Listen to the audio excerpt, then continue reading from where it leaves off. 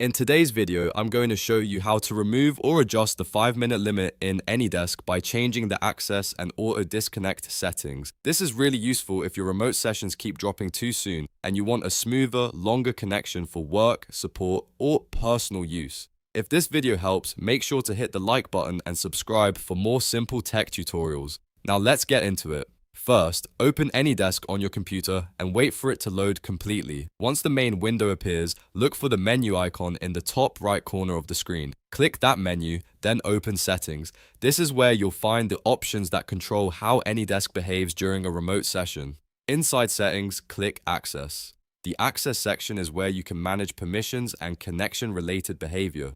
If the settings appear locked, click Unlock first so you can make changes. Depending on your version of AnyDesk, you may need to confirm this action or enter administrative permission before continuing. After unlocking the settings, scroll down fully through the access options. Take your time here because the feature we need is often lower in the menu. Keep scrolling until you find the auto disconnect feature. This setting is usually responsible for ending a session after a certain amount of inactivity or after a specific timeout period. Once you locate auto disconnect, you can modify the timeout duration or turn it off entirely, based on what your version of AnyDesk allows.